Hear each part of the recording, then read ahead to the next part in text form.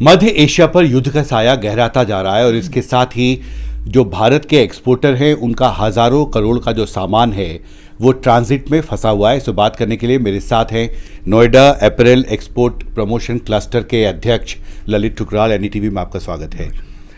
पहला सवाल ये है कि भारत के जो एक्सपोर्टर है विशेषकर अपैरेल सेक्टर में जिसको आप रिप्रेजेंट करते हैं, आपके सामने किस तरह की चुनौती खड़ी हुई है? देखिए, चुनौतियाँ इतनी आ गई हैं हमारे सामने कि हमें कोई चुनौती का समझ ही नहीं आ रही कितनी बड़ी आ गई है। देखिए, पहले हम अभी टैरिफ से निकले नहीं है अमेरिका के, उसके बाद अब ये इसका अपना यूक्रेन और रशिया की लड़ाई चल रही थी, फ्रांस बीच में इन्वॉल्व हो गया, अब यहाँ पे ये सऊदी अरेबिया, यूरोप सारा अब इसमें इन्वॉल्व हो गया ईरान के साथ। देखिए, सबसे बड़ी प्रॉब्लम क्या है कि हमारे को जो हमारी जो रेट्स हैं फ्रेट के वो सब महंगे होते जा रहे हैं। बायर्स कह रहे हैं कि जो शिपमेंट है वो शिपमेंट आप बाय सी नहीं लूँगा, बाय एयर लूँगा, उसका फ्रेट भी हमें पे करना पड़ रहा है। और एक बहुत बड़ी समस्या है ये, क्योंकि फ्रेट पे कर दिया मतलब यू हैव नो बिजनेस, आपका प्रॉफिट तो बिल्कुल गया सारा। और सबसे इम्पोर्टेंट चीज़ है कि जो दुबई है एक बहुत अहम जगह है जहाँ पे हम लोगों को बहुत माल जाता है, एमएसएमई का मेनली, वो दुबई से आगे दूसरी कंट्रीज़ में वहाँ से शिप करते हैं। देखिए, दुबई का सारा जो प्रोडक्शन हो रही थी सब लोगों एमएसएमई के पास, उन सब की प्रोडक्शन उन्होंने रोक दी है कि आप इसको रोक दीजिए, अभी कुछ इसको बढ़ाइए नहीं। और जो क्वांटिटीज बड़ी थी वो क्वांटिटीज को छोटा कर दिया कहीं। तो ये एक बड़ी अनसर्टेनिटी हो गई है कि हमें समझ नहीं आ रही हम क्या करें, हम फैक्ट्री कैसे रन करेंगे सर। तो महत्वपूर्ण बात यह है कि आपके लिए पूरे मिडिल ईस्ट में दुबई एक सबसे बड़ा हब था, अब ये कह सकते हैं भारतीय एक्सपोर्टरों के लिए। और क्योंकि दुबई में आवाजाही बहुत बुरी तरह बाधित हुई है तो इसकी वजह से आपके कंसाइनमेंट्स जो हैं वो समय पर नहीं पहुंच पा रहे। देखिए, कंसाइनमेंट तो तब पहुंचेगा जब जाएगा।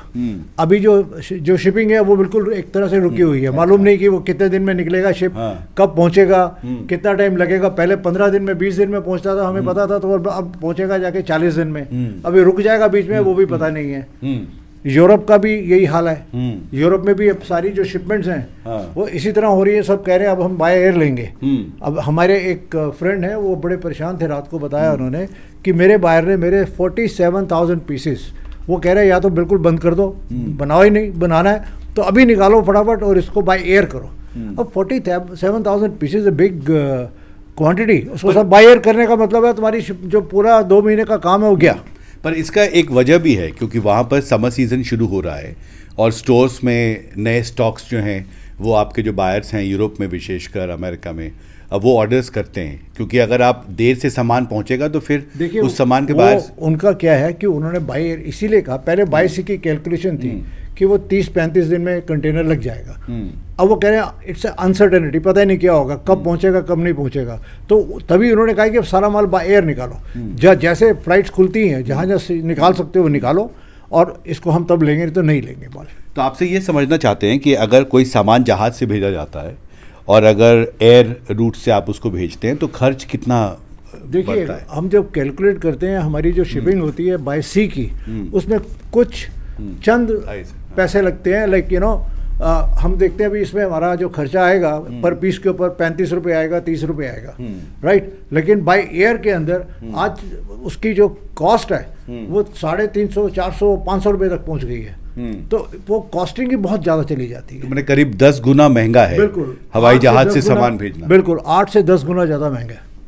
तो वो विकल्प नहीं है, मतलब बिजनेस करना नहीं है, कोई विकल्प नहीं है। और this is a very uncertainty, और पता नहीं अभी क्या होने वाला है। अगर ये जो लड़ाई है बहुत लंबी चली तो हमारे गारमेंट के ऊपर बहुत असर पड़ेगा, और जो कि बहुत नेगेटिव असर पड़ेगा।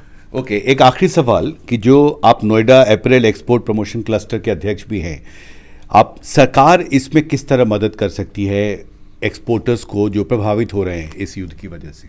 देखिए, मैं सरकार को, हम तो बहुत उम्मीद लगाए हुए बैठे थे काफ़ी देर से। सरकार भी कोशिश कर रही है, कुछ ना कुछ करती रहती है, सोचती है, लेकिन एक आपदा खत्म नहीं होती, दूसरी आपदा खड़ी हो जाती है। सरकार करे भी तो क्या करे, और हम मांगे भी तो क्या मांगे। पहले हम कह रहे थे RSTL दे दो हमें, 15% का हमें छूट दे दो, अमेरिका को कवर करेंगे। अमेरिका ने 50% कर दिया, वो भी हम नहीं ले सके ना। अब इसी उम्मीद में है कि ट्रंप को कुछ भगवान सद्बुद्धि दे और वो थोड़ा जो ट्रेड डील है उसके अंदर हमारे को भी नॉर्मल करे, तो हम कम से कम आगे बिजनेस को ठीक तरह कर सकें।